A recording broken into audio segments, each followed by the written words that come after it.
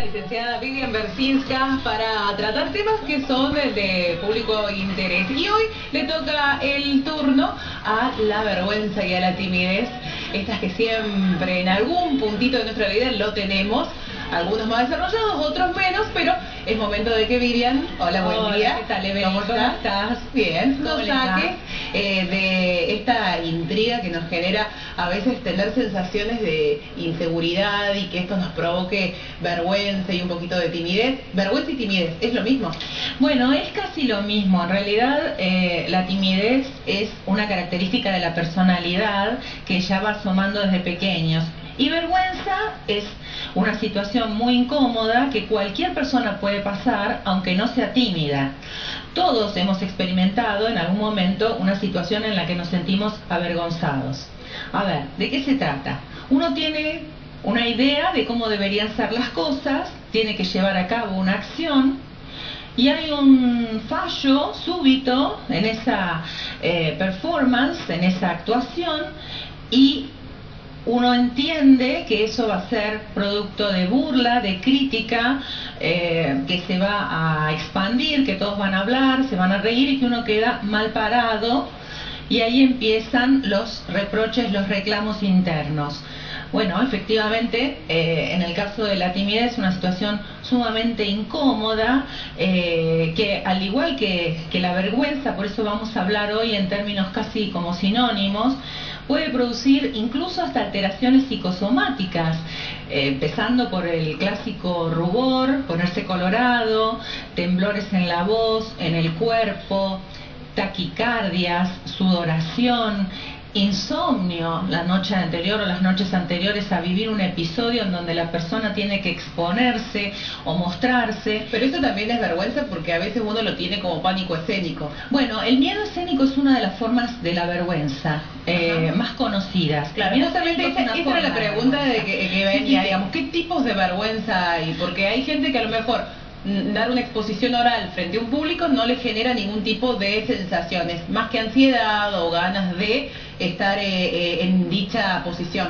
Pero a lo mejor sí le genera vergüenza subir un colectivo o comer en público. Comer público también. Sí, exactamente. Bueno, hay muchas, de eso depende de las experiencias que uno haya tenido, ¿no? El miedo escénico es uno de los más comunes. Ahora también se habla de fobias sociales, esta dificultad para interactuar con otras personas en un contexto desconocido, iniciar una conversación o interactuar, mostrar. Incluso hay personas que rechazan oportunidades laborales importantes por justamente tener que desarrollar una serie de acciones a las que no están habituadas y que las hacen poner muy nerviosa, tan nerviosa que puede llegar a estas manifestaciones de las que yo hablaba antes, de sudores, temblores, tics, o ataques, verdaderos ataques de angustia que se pueden interpretar incluso como un infarto inminente. Tal es el grado de perturbación que puede sufrir una persona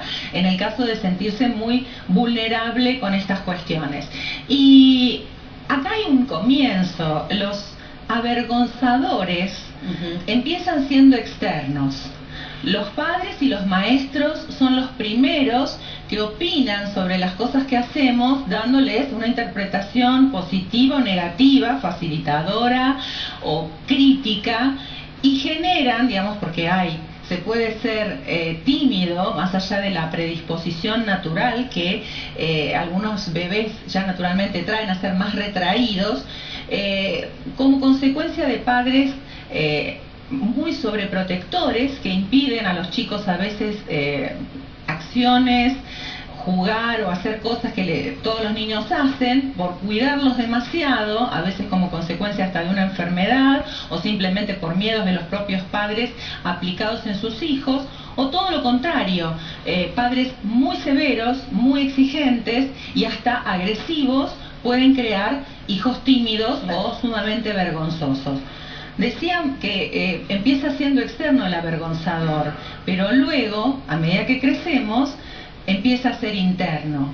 Esa vocecita con la que nos identificamos empieza a actuar y abre la puerta de esa propia fábrica de la vergüenza. Porque como vos decís, hay cosas que todo el mundo puede hacer, todo el mundo puede hacer cosas de las que no se avergüenza, con las que no tiene problemas. Y además tiene algunas situaciones en las que siente vergüenza, que son personales, como vos decías. A algunas personas les da mucho miedo hablar en público, pero funcionan muy bien a nivel social con amigos o conocidos, y hay otros que al revés, son muy buenos exponiendo frente a una gran audiencia, pero en el uno a uno tienen dificultades y son, más bien, se presentan como tímidos. Alguien que puede ser un excelente orador público, puede ser un actor que no tiene problemas de hacer su trabajo frente a cientos de personas, puede en la vida privada mostrarse retraído, introvertido. ¿Y hay alguna técnica para que cuando uno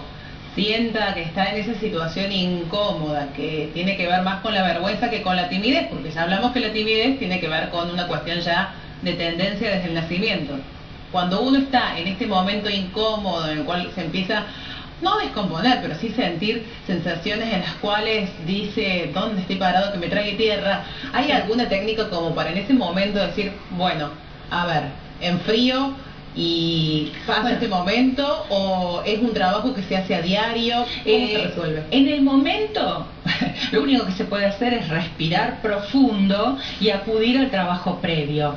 A ver, esto no se soluciona de la noche a la mañana. Uno se despierta mucho más espontáneo y abierto y seguro de sí mismo.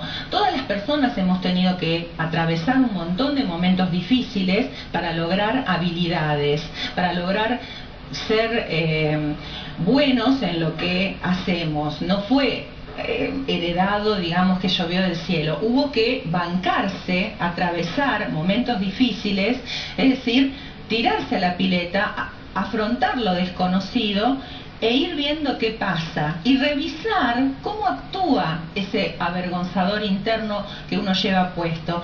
Si es un buen profesor que señala una falla a corregir, algo que se tiene que practicar para que salga mejor, o si es un profesor sádico que está permanentemente burlándose, humillando, descalificándonos, y aprender a identificar. Entenderlo como que si cometo un error y hago una tontería, no soy tonto, no soy eso que me pasa.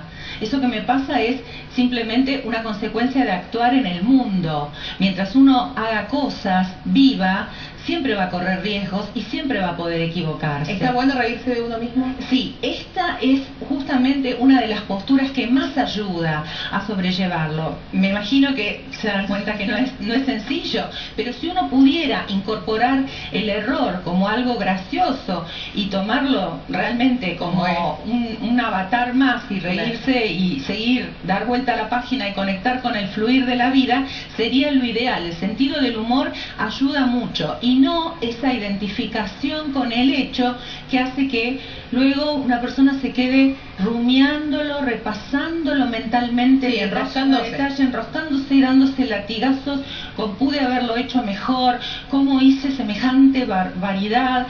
¿Y esto por qué? Porque la vergüenza está reñida con el perfeccionismo. Claro. Cuanto más perfeccionista es una persona, más probable que se sienta inhibida y se sienta boicoteada, se auto-boicotee, se auto-sabotee. ¿Por qué? Porque en ese afán de hacer las cosas perfectas, de que salgan tan bien, de lograr seguridades absolutas que nunca se consiguen, lo que generan es terribles inseguridades que cuesta mucho revertir. O sea, la persona empieza a evitar exponerse a momentos que la hagan sentir mal, con lo cual refuerza la idea de que no puede hacerlo. Un consejo: recuerden siempre que es más importante lo que uno piensa de uno mismo que lo que piensan los demás, que la opinión de los demás. Que cuando uno es grande, es responsable de elegir la vida que quiere hacer, en la medida en que esto le proporcione bienestar. Y si eso genera enemigos, pues bueno, habrá que aceptarlo, como también seguramente va a generar amigos que nos van a querer como somos, pero de verdad, sin criticarnos, sin humillarnos. El que hace eso realmente no vale la pena ser tenido en cuenta. Hermoso el tema que trajiste hoy, Vivian. La verdad que está para poner estos consejos en práctica, porque es un día a día el que vivimos con animarse. Ante la duda de hacer algo o no hacerlo, hacerlo como lo están haciendo ellos, Erika y Luis en la cocina, que siguen preparando ese puchero riquísimo para este mediodía. Gracias, Vivian, hasta la semana que viene y así seguimos en Ven y Mañana. Muchísimas gracias.